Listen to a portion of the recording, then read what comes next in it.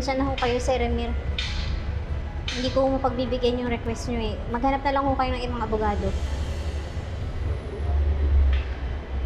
Ganun ba kalaki ang galit mo sa amin kaya ayaw mo kami tulungan? Pipiliin mo pang paniwalaan na ng-rape kay Trixie? Para lang ho alam ninyo, hindi na ho ako kasali sa defense team ni Ino. Dahil nalaman na ho ni Ka Lorena at ni Atty. Constantino na kapatid ko si Trixie. Pero kahit hindi na ho ako abogado ni Ino, malabo pa rin ho akong umuo sa inyo. Look, I know I'm asking for a lot, but naniniwala ko magaling kang abogado. At kaya mo kami matulungan makamit ang hustisya para sa kapatid mo. Sorry ho, Sir Ramir, pero hindi ko mapagbibigyan yung request nyo. Maghanap na lang ho kayo ng ibang abogado. Bakit? Dahil di ka tinanggap ni Patricia at ni Trixie? Dahil di kita kinilalang anak? Hindi ho. Wala akong personalan to. Mayroon lang ho talaga ako sa sarili ko na tatanggapin ko lang ang isang kaso kung naniniwala akong nasa katwiran yung ipagtatanggol ko. So what are you saying? Hindi ka naniniwala na si Trixie ang biktima sa kasong ito? Kung wala na ho kayong ibang sasabihin, kailangan ko na ho umuwi.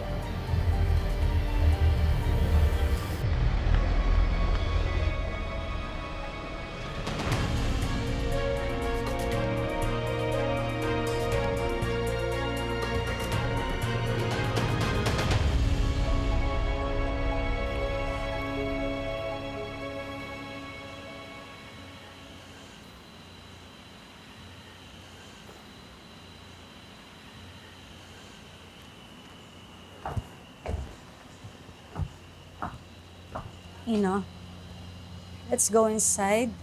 Attorney Patrick is waiting. He wants to ask you more questions para sa counter affidavit mo. Si Attorney Park lang nandyan? Nasaan si Attorney Lilet?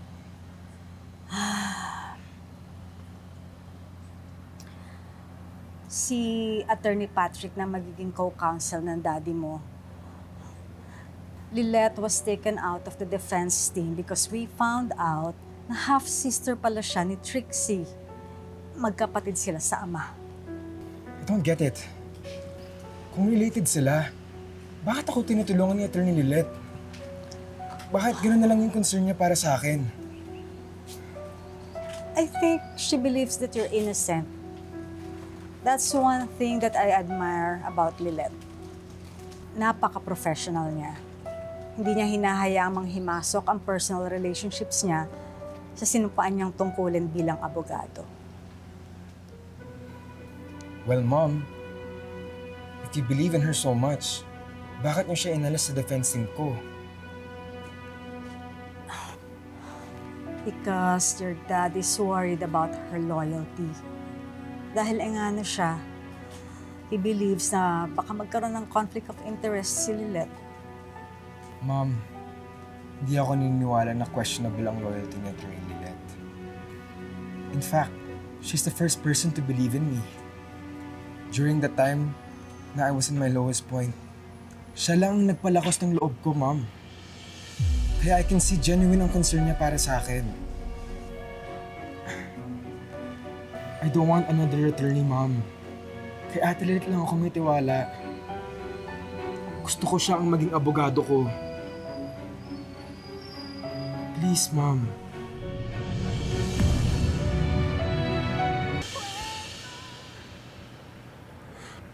Cons, persistent talaga si Ino.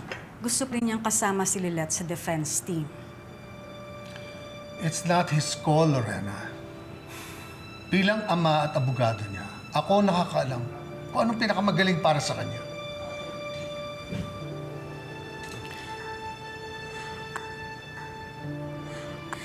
As his mother, I believe that I also have a say on this matter. Agree ako kay Ino. Kaya dapat i-reconsider mo yung decision mo.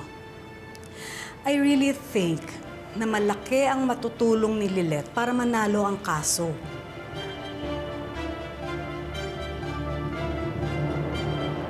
Pagtatalunan na naman ba natin to? Ilang beses ko magsasabihin sa'yo, we can't trust Attorney Lilet because isa siyang engano. Walang rason para pagdudahan natin si Lilet. Kahapon narinig ko na kausap niya yung tatay niya, si Ramir Engano. He was trying to convince her to switch sides. Pero hindi pumayag si Lilet na siya maging abogado ng kapatid niya. Kahit na, hindi pa rin sapat na dahilan yan para gawin kong co-counsel si Attorney Matias.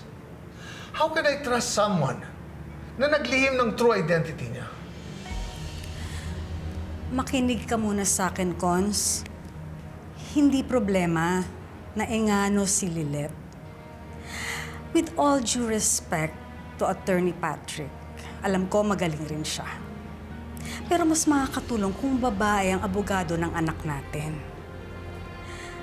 Cons, Lilet is getting famous for being the lawyer of the marginalized for the falsely accused.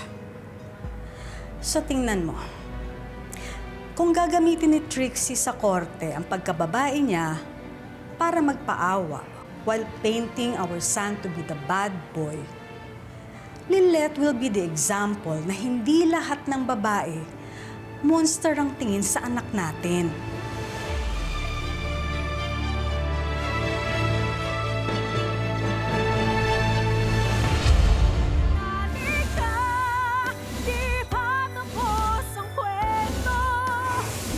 Panindigan mo yung pagiging inosente mo?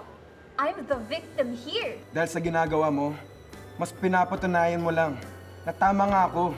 Hindi ka karapat dapat na mahalin. Kung pipiliin mo panigan yung mga taong lumalapas tangan kay Trixie, kung ayaw mo na sa amin, mas lalong ayaw namin sa'yo. Sana hindi na lang ako ang tatay mo.